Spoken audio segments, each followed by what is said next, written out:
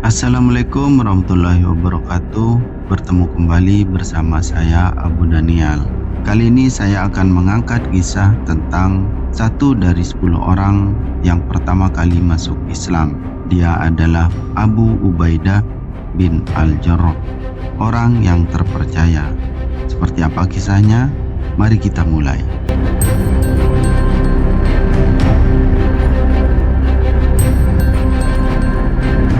Hari Senin tanggal 12 Rabiul Awal tahun 11 Hijriah, Muslimin dikejutkan dengan sebuah berita duka sang Nabi yang menjadi panduan hidup masyarakat Arab kala itu.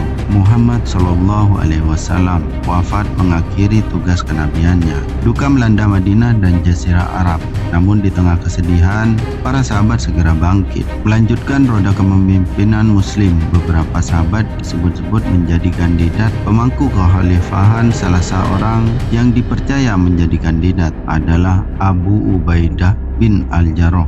Abu Ubaidah pernah disebut Rasulullah Shallallahu Alaihi Wasallam sebagai Amin Hasihil Ummah atau orang yang dipercaya di umat ini.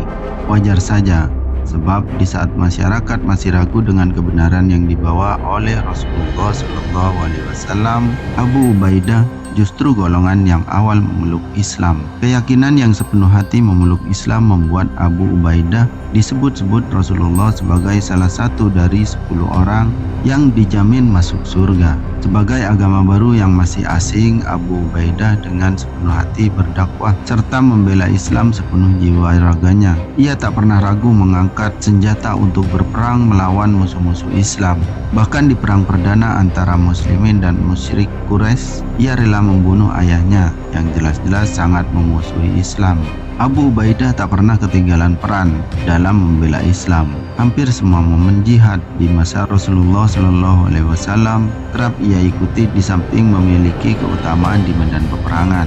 Abu Ubaidah juga tercatat memiliki keahlian di bidang lainnya. Ia memiliki kecerdasan serta jiwa kepemimpinan. Maka tak heran jika Rasulullah Shallallahu Alaihi Wasallam menunjuknya sebagai duta dakwah Islam yang dikirim ke wilayah Najran.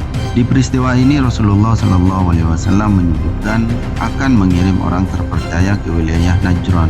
Orang ini tak lain adalah Abu Ubaidah bin Al-Jarrah yang disebut-sebut sebagai manusia paling amanah. Gelar Amin Hasihil Ummah atau orang yang paling dipercaya di umat ini begitu melekat pada Abu Ubaidah. Setelah wafat Rasulullah Shallallahu Alaihi Wasallam, Abu Ubaidah, Abu Bakar, dan Umar bin Khattab menjadi kandidat yang ditunjuk muslimin untuk menjadi khalifah. Abu Ubaidah justru menolak. Ia malah menunjuk Abu Bakar sebagai orang yang paling pantas menjadi khalifah bagi umat muslim. Meski bergelar amanah, tak sedikit pun Abu Ubaidah menginginkan jabatan. Namun karena sifat terpercaya dan kecerdasan yang dimilikinya, sang khalifah mempercayakan Abu Ubaidah sebagai tim penasihat negara sekaligus sebagai pengawas keuangan negara. Sebagai ahli syura, Abu Ubaidah tentu banyak menghabiskan perannya di ibu kota muslimin Madinah Al-Munawwarah. Meskipun begitu, pada saat Islam mulai meluaskan wilayahnya ke Syam,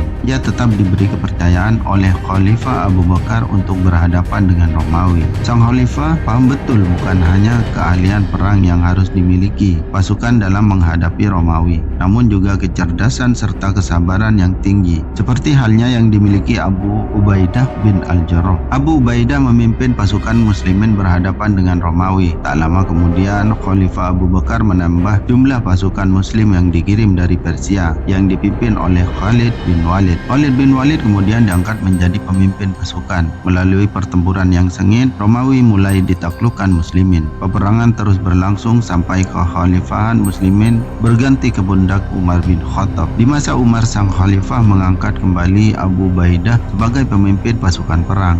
Namun hingga muslim berhasil menguasai Damaskus, Abu Ubaidah justru tetap membiarkan Khalid yang menjadi pemimpinnya. Bagi Abu Ubaidah, bukan jabatan yang ia utamakan, melainkan perjuangan dan kemenangan bagi agama Allah Subhanahu wa Ta'ala. Kembali menjadi panglima perang, Abu Ubaidah tetap rendah hati. Ia tak serta-merta mengecilkan peran Khalid bin Walid. Ia tetap mempercayakan Khalid sebagai pengatur strategi di medan perang. Hingga di akhir pertempuran di negeri Syam, muslimin berhasil menaklukkan wilayah Palestina. Abu Ubaidah meminta Khalifah Umar bin Khattab datang ke Palestina untuk menerima kunci Baitul Maqdis. Muslimin masuk ke negeri Palestina dengan damai. Abu Ubaidah, sang orang terpercaya, ditunjuk Khalifah Umar bin Khattab sebagai pemimpin di negeri Syam. Maka negeri berkah tersebut pun sejahtera berada di bawah tangan orang terpercaya. Abu Ubaidah begitu amat menjaga wilayahnya dengan hidup bersahaja dengan fasilitas yang amat sangat sederhana meski ia berstatus sebagai pemimpin tertinggi di wilayah Syam. Kesederhanaan dan sifat amanah yang dimiliki Abu Ubaidah menggerakkan hati Khalifah Umar untuk menunjuk Abu Ubaidah sebagai penggantinya kelak. Namun ternyata Allah berkehendak lain. 5 tahun sebelum Khalifah Umar wafat, wilayah Amwas dekat Palestina diserang wabah. Abu Ubaidah diminta Khalifah Umar untuk meninggalkan negerinya. Namun bukan sifat Abu Ubaidah yang rela meninggalkan masyarakatnya di tengah musibah yang terjadi. Abu Ubaidah justru bertahan hingga akhirnya ia pun terserang penyakit yang sama yang diderita oleh masyarakat. Di usianya yang ke-58 tahun, Abu Ubaidah menghembuskan nafasnya yang terakhir. Sang manusia paling amanah telah pergi meninggalkan berjuta kebaikan kepada seluruh muslimin. Kebesaran sifat Abu Ubaidah begitu melekat di hati Khalifah Umar bin Khattab. Bahkan menjelang wafat sekalipun, Khalifah Umar masih teringat sosok Abu Ubaidah yang sempat ingin ia sebagai penggantinya. Akhirnya Khalifah Umar tidak menunjuk siapapun sebagai gantinya. Ia menyerahkan pemilihan Khalifah pada Dewan Syura yang terdiri dari para sahabat yang ada di Madinah. Rahimahullah, Abu Ubaidah